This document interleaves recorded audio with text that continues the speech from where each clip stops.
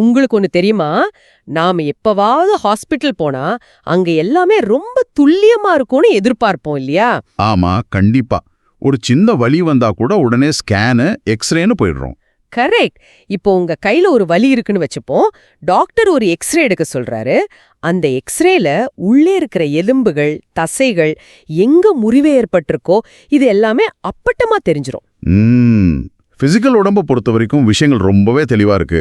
Doctor அதை காட்டி, இதோ பாருங்க, இங்க தான் பிரச்சனை, நீ ஈஸியா சொல்லிடுவாரு. ஆனா மனுஷனோட உள்மனம், உணர்வுகள், அப்புறம் அந்த ஆழமான ஆன்மீக தலங்களுக்குள்ள நாம நுழையும் போது அந்த எக்ஸ்ரே மெஷின் வேலை செய்யறதில்ல. உங்களை நீங்கள் ஆக்குவது எதுன்னு நீங்க எப்பவாவது யோசிச்சிருக்கீங்களா? அங்கதான் மிகப்பெரிய குழப்பமே ஆரம்பிக்குது. எலும்பையும் சதையும் பிரிக்கிற மாதிரி மனுஷனோட உள்கட்டமைப்பை நம்மளால அவ்வளோ ஈஸியா பிரிச்சு பார்க்க முடியறதில்ல. மிக சரியா சொன்னீங்க. இந்த ஆழமான அலசலுக்கு உங்களை வரவேற்கிறோம். இன்னைக்கு மனித ஆவி மற்றும் ஆத்மாவின் வேதாகம அடிப்படைகள். உங்க ஆத்மாவும் உங்க ஆவியும் ஒன்னா அல்லது வேற வேறையா? நிறைய பேர் பேசும்போது அவன் நல்ல ஆத்மா அப்படின்னும் அல்லது அவன் ஆவி சரியில்லை அப்படின்னோ மாத்தி மாத்தி பயன்படுத்துவாங்க. ஆமா, நானும் அப்படி சொல்ல கேட்டிருக்கேன். ஆனா வேதாகமத்தோட அடிப்படையிலையும் மனுஷனோட உண்மையான அமைப்புலையும் இது ரெண்டும் முற்றிலும் வேற வேற. இன்னைக்கு நாம உடல், ஆத்மா மற்றும் ஆவி இது மூணுக்கும் நடுவுல இருக்கிற வித்தியாசங்களை ரொம்ப தெளிவா பிரிச்சு பார்க்க போறோம். இது ஒரு மிக முக்கியமான டாபிக். ஏன்னா இந்த வித்தியாசத்தை புரிஞ்சுக்காம நாம ஒரு உண்மையான ஆவிக்குரிய வாழ்க்கைய வாழவே முடியாது. இது ஒரு பேசிக்ல இருந்து ஆரம்பிக்கலாம்னு நினைக்கிறேன். கண்டிப்பா. ஷரீரம், அதாவது உடம்பு, அது நமக்கு நல்லாவே தெரியும். அதை நாம தொட்டு உணர முடியும். இல்ல, நாம நமக்குள் இருக்கிற மிக ஆழமான பகுதியான மனித ஆவிலிருந்து தொடங்குறது சரியா இருக்கும். ஒரு நிமிஷம். மனித ஆவி அப்படின்னு சொல்றீங்களே, இது தேவனையே குறிக்கிற பரிசுத்த ஆவியா அல்லது மனுஷனுக்கே சொந்தமான தனிப்பட்ட ஆவியா? அது ஒரு ரொம்ப நல்ல கேள்வி. பல புதிய விசுவாசிகளுக்கு இங்கதான் ஒரு பெரிய குழப்பமே வருது. ஆவி அப்படின்னு சொன்ன உடனே அத பரிசுத்த ஆவியானவர் தானே நினைச்சுக்கிறாங்க. ஆமா, அப்படித்தானே பொதுவா நினைப்பாங்க. ஆனா அது அப்படி இல்ல. சகரியா 12:1 பாத்தீங்கன்னா, மனுஷனுக்குள்ள அவனுடைய ஆவியை உருவாக்கின கர்த்தர் அப்படின்னு ரொம்ப தெளிவா சொல்லப்பட்டிருக்கு. ஓ, அப்போ ஒவ்வொரு மனுஷனுக்கும் தேவன் அவனுக்கே உரித்தான ஒரு மனித ஆவிய படைச்சிருக்கிறார்னு சொல்றீங்க. எக்ஸாக்ட்லி. அதே மாதிரி ரோமர் 8:16 ஆவியானவர் தாமே நம்முடைய ஆவியுடனே கூட சாட்சி கொடுக்கிறார் அப்படின்னு பாக்குறோம். அட, அப்போ தேவனோட ஆவியும் மனுஷனோட ஆவியும் ரெண்டு வேற வேற விஷயங்கள் அப்படின்னு இதுல இருந்து தெளிவா புரியுது. ஆமா, மனுஷனோட ஆவி அப்படிங்கிறது அவனோட ஆத்மாவோட தொடர்பில்லாத ரொம்ப ஆழமான ஒரு தனித்துவமான பகுதி.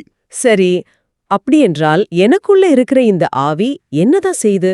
இதோட வேலை தான் என்ன? இப்போ பாத்தீங்கன்னா, மனித ஆவிக்கு 3 மிக முக்கியமான செயல்பாடுகள் இருக்கு. அதுல முதலாவது மனசாட்சி. மனசாட்சினா நான் சின்ன வயசுல ஸ்கூல்லயோ அல்லது என் அப்பா அம்மா கிட்ட இருந்தோ கத்துக்கிட்ட ஒழுக்க நெறிகளை சொல்றீங்களா? அதாவது பொய் சொல்லக்கூடாது, திருடக்கூடாதுன்னு மூளையில ரெக்கார்டா இருக்கு, அதை பத்தி பேசுறீங்களா? இல்ல, அத பத்தி நான் பேசல. நீங்க சொல்றது மூளையில சேமிக்கப்பட்ட ஒரு இன்ஃபர்மேஷன். ஆனா மனசாட்சி அப்படிங்கிறது அதை விட ரொம்ப ஆழமானது. அப்போ அது எப்படி வேலை செய்யுது?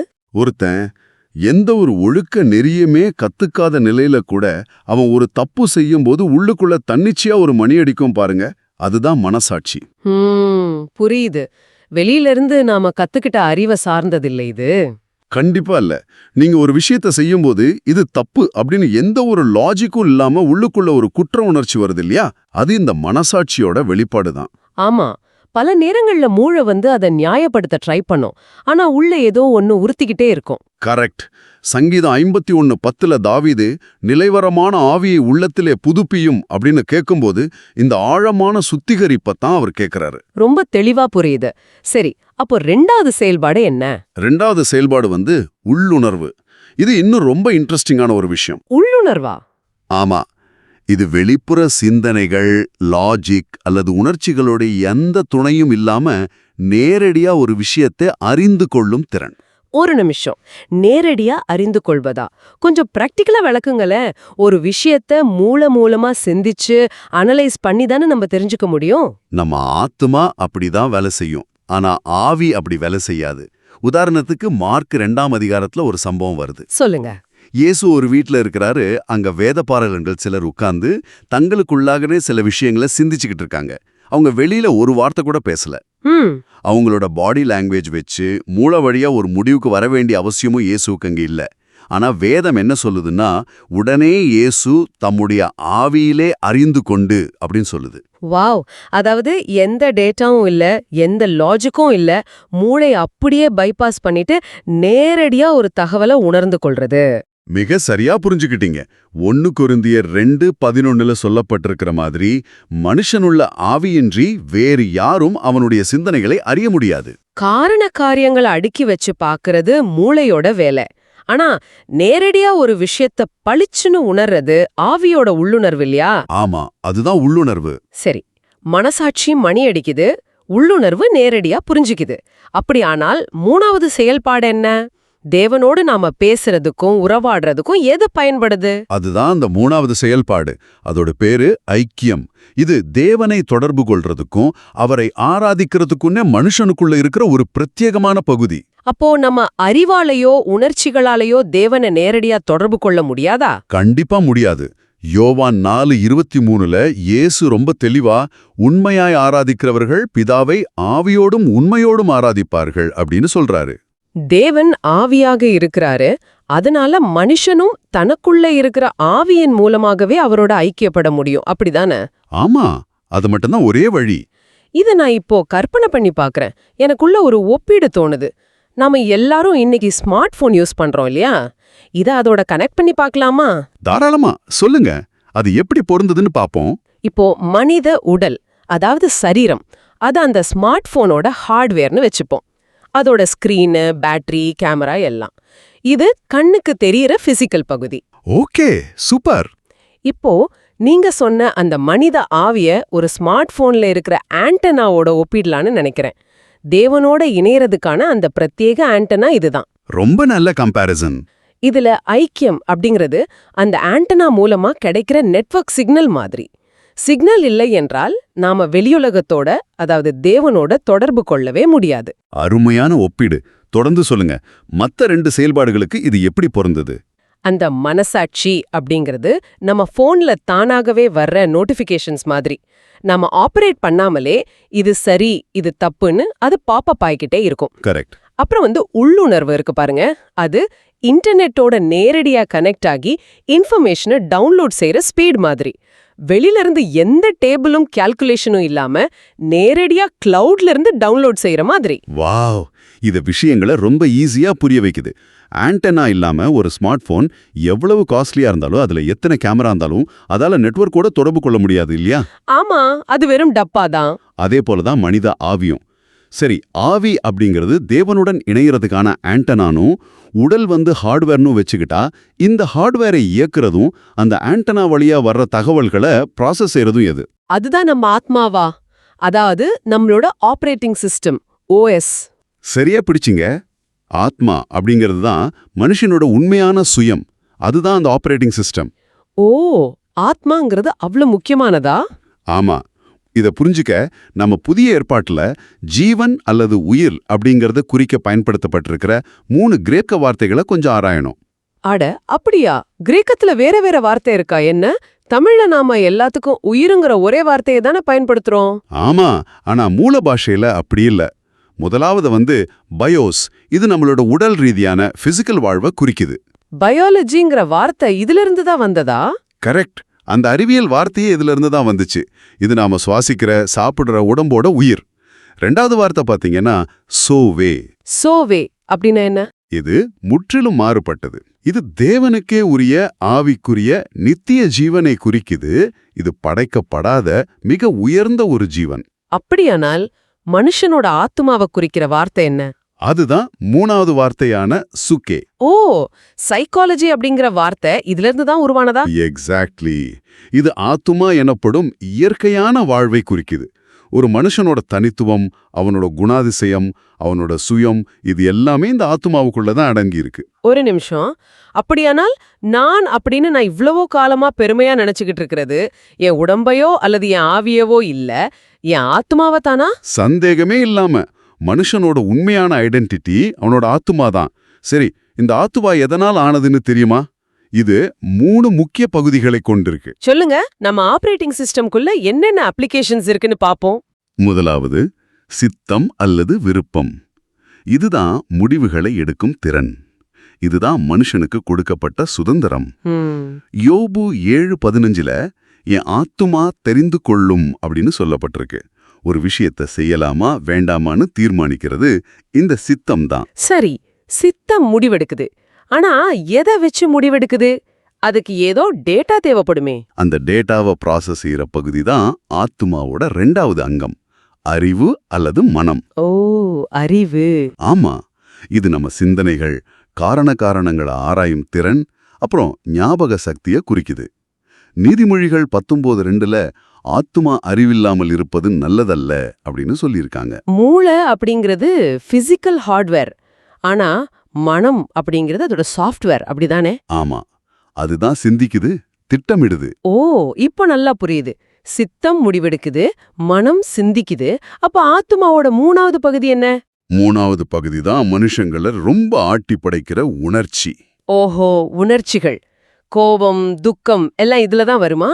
ஆமா, நம்ம ஆசைகள், பாசங்கள், கோபம், துக்கம், அன்பு எல்லாமே இதுல தான் அடங்கும். ஒரு சாமுவேல் 18:1 யோராத்தானுடைய ஆத்துமா தாவீதின் ஆத்துமாவோட ஒன்றாய் இணைந்திருந்தது அப்படின்னு அவங்க 2 பேருக்கும் இடையில இருந்த ஆழமான பாசத்தை பத்தி வேதம் சொல்லுது. கரெக்ட்.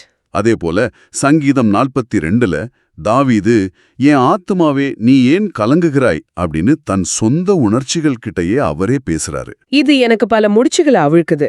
மத்தேயு 16:26 இயேசு ஒருவன் உலகம் முழுவதையும் ஆதாயப்படுத்திக் கொண்டாலும் தன் ஆத்துமாவை நஷ்டப்படுத்தினால் அவனுக்கு லாபம் என்னன்னு கேக்குறாரு இல்லையா? ஆமா, ரொம்ப பிரபலமான வசனம் அது. அதே சம்பவத்தை லூக்கா 9:25 பதிவு செய்யும்போது ஒருவன் தன்னையே நஷ்டப்படுத்தினால் அப்படின்னு எழுதப்பட்டிருக்கு. அதாவது ஆத்துமா அப்படிங்கிறதும் சுயம் அல்லது தன்னே அப்படிங்கிறதும் ஒண்ணுதான். மிக சரியான புரிதல். ஒருத்தன் தான் ஆத்துமாவை இழக்கிறது அப்படிங்கிறது அவனோட மொத்த இருப்பையும் அவனோட உண்மையான சுயத்தையுமே இழக்கிறதுக்கு சமம் இல்லையா? ஆமா, ஆத்மா அப்படிங்கிறது தான் மனுஷனோட உண்மையான சுயம். ஆனா இங்கதான் ஒரு பெரிய ஆபத்தும் இருக்கு. என்ன ஆபத்து? மக்கள் பல நேரங்கள்ல உங்களுக்கு எது சரின்னு படுதோ அதை செய்யுங்க, உங்க மனசோட குரலை கேளுங்க, அல்லது உங்க உணர்ச்சிகளை பின்பற்றுங்க அப்படின்னு ரொம்ப பாசிட்டிவா சொல்லுவாங்களே, கேட்டிருக்கீங்களா? ஆமா, இன்னைக்கு எல்லா செல்ஃப் ஹெல்ப் புக்ஸ்லயும் சினிமாக்கள்லயும் இதுதான் தாரக மந்திரமா இருக்கு. ஃபாலோ யோர் ஹார்ட் அப்படின்னு ஸ்டைலா சொல்வாங்க. அப்படியானால் அவங்க எதை பின்பற்ற சொல்றாங்கன்னு கொஞ்சம் ஆழமா யோசிச்சு பாருங்க. அவங்க வெறும் ஆத்மாவை, அதாவது அறிவையும் உணர்ச்சிகளையும் பத்தி மட்டுமே பேசுறாங்க. ஆவிய பத்தி அவங்க பேசவே இல்ல. அடா, உங்க ஸ்மார்ட் போன் ஒப்பிட்டே எடுத்துக்குவோம். மக்கள் உன் மனசை பின்பற்று அப்படின்னு சொல்லும்போது அவங்க அடிப்படையில் என்ன சொல்றாங்க? உன் போன்ல இன்டர்நெட் தேவையில்ல, உன் போன்ல ஏற்கனவே லோக்கலா சேவ் ஆகி இருக்கிற பழைய ஃபைல்ஸை திறந்து பார், உன் ஓஎஸ் என்ன சொல்லுதோ அதை கேள் அப்படின்னு சொல்றாங்க. இது ரொம்ப ஆபத்தானதாச்சு. இன்டர்நெட் இல்லாம ஒரு போன் இருந்தா அது வெளியில உள்ள எந்த புது தகவலையும் பெற முடியாது. தனக்குள்ள இருக்கிற அதே பழைய டேட்டாவை தான் திரும்ப திரும்ப காட்டிக்கிட்டு இருக்கோம். கரெக்ட். மனுஷன் தேவனோடு, அதாவது இன்டர்நெட்டோட தொடர்பு கொள்ளாம தன் சொந்த உணர்ச்சிகளையும் மூளையோட லாஜிக்கையும் மட்டுமே நம்பி வாழ்றது ஒரு மூடப்பட்ட அறைக்குள்ள வாழ்றது மாதிரி ஆகுமே. சரியா சொன்னீங்க. ஆத்மா அப்படிங்கிறது நம்ம ஓஎஸ்னா, ஒரு மனுஷன் மறுபடியும் பிறப்பதற்கு, அதாவது born again ஆகிறதுக்கு முன்பு அவனுடைய அந்த இன்டர்நெட் கனெக்ஷன் ஆகிய ஆவியோட நிலை என்னவா இருக்குன்னு நீ யோசிச்சு பார்க்கணும். ஆமா, நான் அதை கேட்கணும் தான் நினைச்சேன். மனுஷன் தேவனை அறிந்து கொள்றதுக்கு முன்னாடி அந்த ஆண்டனா முடங்கி போயிருக்குமா? நாம அடிப்படையில ஒரு ஏர்பிளேன் மோட்ல இயங்கிக்கிட்டு இருக்கோமா? ஏர்பிளேன் மோட் அப்படிங்கிறது மிக துல்லியமான வார்த்தை. ஒரு மனுஷன் மறுபடியும் பிறப்பதற்கு முன்னாடி அவனோட ஆவி செத்து போய் காணாம போயிடுறதில்ல. பின்ன என்ன ஆகுது? அது தேவனுக்கு முன்பாக மரித்த நிலையிலையும் அவருடைய ஜீவனிலிருந்து பிரிக்கப்பட்டும் இருக்கு. ஆண்டனா இருக்கு, ஆனா சிக்னல் இல்ல, இன்டர்நெட் கனெக்ஷன் கட்டா இருக்கு. அப்படியானால் அந்த நிலையில மனுஷன் எப்படி செயல்படுறான்? இந்த நிலையில அந்த மனுஷனோட ஆவி முழுமையா அவனோட ஆத்துமாவினால கட்டுப்படுத்தப்பட்டு ஆத்துமாவோட ஆதிக்கத்துக்குள்ள மூழ்கி இருக்கும். சுருக்கமா சொல்லணும்னா, ஓஎஸ் அந்த ஆண்டனாவை முழுமையா தன் கண்ட்ரோல்ல வச்சு அதை செயல்பட விடாம அமுக்கிடுது. ஓ, ஆத்துமா அவ்ளோ பவர்ஃபுல்லா? ஆமா, இதனால ஆவியோட செயல்பாடுகள் ஆத்துமாவோட கலந்து போயிடுது. ஒரு மனுஷன் தன்னுடைய உணர்ச்சிகளையும் மூளையையும் ஆன்மீகம்னு தவறா நினைக்க தொடங்கிடுறான். ஒரு நிமிஷம், இது எனக்கு இன்னும் கொஞ்சம் தெளிவா புரியணும். ஆத்துமா ஆவி மாதிரி எப்படி நடிக்க முடியும்? ஒரு வேதாகம உதாரணத்தை பார்ப்போம். ஆதியாகமம் 41:8 எகிப்து ராஜாவான பார்வோனுக்கு ஒரு கனவு வருது. அதை கண்ட உடனே அவனோட ஆவி கலங்கிற்று அப்படின்னு சொல்லப்படுது. ம் பார்வோன் தேவன் அறிந்தவனா? இல்ல. அவனோட ஆவி ஏர்பிளேன் மோட்ல தான் இருந்துச்சு. இங்க ஆவி கலங்கிற்று அப்படின்னு சொல்லப்பட்டாலும் அது உண்மையில அவனோட உணர்ச்சிகளை, அதாவது அவனோட ஆத்துமாவோட பதற்றத்தை தான் குறிக்குது. ஓஹோ.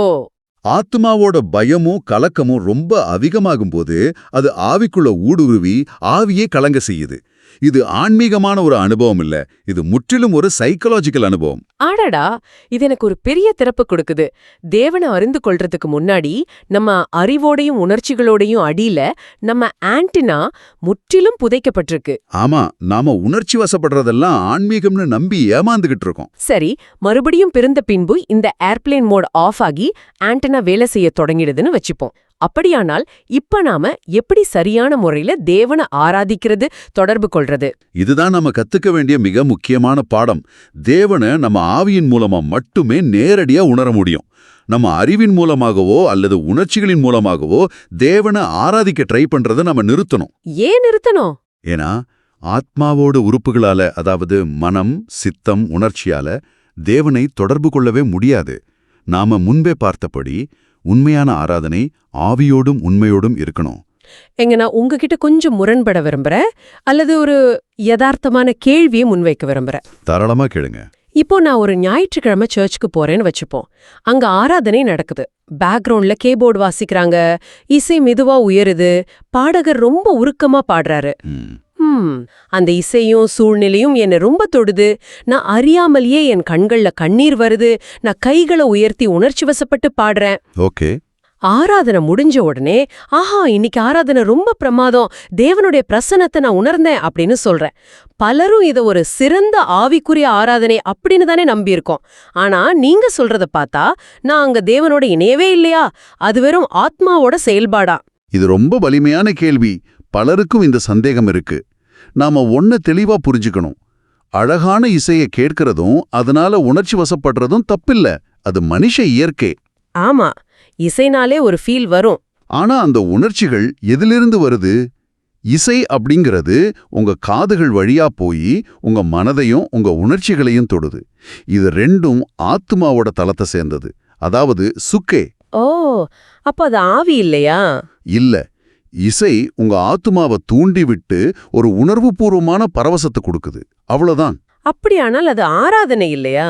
உணர்ச்சி பரவசம் வேற, ஆவிக்குரிய ஐக்கியம் வேற. உணர்ச்சிகள் ஆத்மாவோட வெளிப்பாடு. ஆனா தேவனுடைய ஜீவன் அப்படிங்கிறது ஜோவே அப்படிங்கிற அந்த மிக உயர்ந்த ஜீவன். தேவன் நம்ம உணர்ச்சிகளோடு நேரடியா இணையறதில்ல, அவர் நம்ம ஆவியோட மட்டுமே இணையறார். ஒரு மியூசிக் கான்சர்ட்லயோ அல்லது ஒரு தியேட்டர்லயோ ஒரு சோகமான காட்சியை பார்க்கும்போது கூட நம்ம அழுறோமே, அதுவும் இதே உணர்ச்சி வசப்படுதல் தானே. அதை நாம ஆன்மீகம்னு சொல்றது இல்லையே. அடா ஆமா, ஒரு சாதாரண சினிமா பாட்டை கேட்கும்போதும் எனக்கு அதே புல்லரிப்பும் கண்ணீரும் வருதே. சரியா பிடிச்சிங்க. உண்மையான ஆவிக்குரிய ஆராதனை அப்படிங்கிறது எந்த ஒரு வெளிப்பட தூண்டுதலும் இசையும் இல்லாம முற்றிலும் அமைதியான ஒரு அறையில கூட நடக்க முடியும். அப்படியா? எந்த ஒரு மியூசிக்கும் இல்லாமலா? ஆமா, அங்க உங்க மனசாட்சி தெளிவா இருக்கும். உள்ளுணர்வு தேவனோட பிரசந்தத்தை எந்த உணர்ச்சி கொந்தளிப்பும் இல்லாம அமைதியா உணரும். உங்க ஆவி தேவனோட ஆவியோட ஐக்கியப்படும். இது ரொம்ப ஆழமான ஒரு பாயிண்ட். நம்ம இயற்கையான திறமைகள், உணர்ச்சிகள், அப்புறம் மன உறுதி, இதெல்லாம் ஆத்துமாவோட தலத்தை சேர்ந்தது. அதை உயர்ந்த ஆவிக்குரிய ஜீவனோட நம்ம குழப்பிக்க கூடாது. ஆத்துமாவோட தலமான சுயத்தையும் ஆவியோட தலமான உண்மையான ஆன்மீகத்தையும் பிரிச்சு பார்க்க நாம பழகணும். வாவ், இத புரிஞ்சுக்கிறதே நம்ம தினசரி வாழ்க்கையே புரட்டி போடக்கூடிய ஒரு விஷயம்.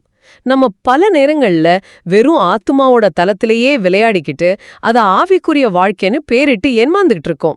ஆமா, அது ரொம்ப பரிதாபமான ஒரு நிலை. சரி, இன்னைக்கு நாம ஆழமா பார்த்த விஷயங்களை கொஞ்சம் சுருக்கமா பார்ப்போம். நம்ம சரீரம் அல்லது உடல் அப்படிங்கிறது வெளி உலகோட தொடர்பு கொள்ளும் ஒரு பாத்திரம் அல்லது ஒரு ஹார்ட்வேர். கரெக்ட். நம்ம ஆத்மா அப்படிங்கிறது மனம், சித்தம், உணர்ச்சிகளை கொண்ட நம்ம சுயம். அதுதான் முடிவெடுக்கும் ஓஎஸ். இறுதியா நம்ம ஆவி அப்படிங்கிறது மனசாட்சி, உள்ளுணர்வு மற்றும் ஐக்கியத்தின் மூலமா தேவனோடு நேரடியா இணைக்கும் ஒரு பிரத்யேகமான ஆண்டனா. மிக சரியான சுருக்கம். மறுபடியும் பிறப்பதற்கு முன்பு இந்த ஆண்டனா ஆத்துமாவால அமுக்கப்பட்டிருக்கு. ஏர்பிளேன் மோட்ல துண்டிக்கப்பட்டு கிடக்குது. மனுஷன் வெறும் உணர்ச்சிகளையும் மூளையும் நம்பி வாழ்றான். ஆனா மறுபடியும் பிறந்த பின்பு உணர்ச்சிகளோட மாயைய மட்டும் நம்பாம இந்த ஆவியின் மூலமாகவே தேவனை நம்ம உண்மையா ஆராதிக்கணும். கண்டிப்பா. இந்த மூணும் எப்படி செயல்படுதுன்னு அறிந்து கொள்றது ஒரு பக்கம் இருக்க, இத நம்ம அன்றாட வாழ்க்கையில உணர்ந்து ஆத்துமாவோட சத்தத்தையும் ஆவியோட சத்தத்தையும் பிரிச்சு பார்த்து வாழ்றது தான் உண்மையான சவால். ஆமா, அது வாழ்நாள் முழுவதுமான ஒரு பயணம். இப்போ இத கேட்டுக்கிட்டு இருக்கிற உங்களுக்கான ஒரு இறுதி சிந்தனை. நம்ம இயற்கையான திறமைகளும் சொந்த முடிவுகளும் உணர்ச்சி பெருக்குகளும் முழுமையா ஆத்துமாவை சேர்ந்தவை மட்டுமே அப்படிங்கறத இன்னைக்கு ரொம்ப தெளிவா பார்த்தோம். அப்படியானால் ஒரு நிமிஷம் அமைதியா யோசிச்சு பாருங்க. உங்க அன்றாட ஆவிக்குரிய வாழ்க்கையில, உங்க ஜெபங்கள்ல, உங்க ஆராதனைகள்ல நடப்பதா நீங்க நினைக்கிற விஷயங்கள்ல எத்தனை சதவிகிதம் உண்மையில உங்க ஆவியானவரோடு இணைக்கப்பட்டிருக்கு? இது ரொம்ப முக்கியமான கேள்வி. எத்தனை சதவிகிதம் வெறும் உங்க இயற்கையான சுபாவமும் உங்க உணர்ச்சிகளா மட்டுமே முகமூடி அணிஞ்சு ஆன்மீகம்ங்கிற பேர்ல மறைஞ்சிருக்கு? ஆரம்பத்துல கேட்டோமே, உங்களை நீங்கள் ஆக்குவது எது அப்படின்னு. இப்ப சொல்லுங்க, உங்க ஆவிக்குரிய வாழ்வை ஆக்குவது உண்மையான ஆவியா அல்லது உங்க உணர்ச்சிகள் நிறைந்த ஆத்துமாவா? இதை கொஞ்சம் ஆழமா சிந்திச்சு பாருங்க. கண்டிப்பா எல்லாரும் இதை யோசிக்கணும். இந்த கேள்வியோடு இன்றைய இந்த ஆழமான அலசலை நம்ம நிறைவு செய்றோம். தொடர்ந்து தேடுங்க, தொடர்ந்து கத்துக்கோங்க. உங்களுக்குள்ள இருக்கிற அந்த ஆண்டனா எப்பவும் தேவனோடு இணைஞ்சிருக்கட்டும்.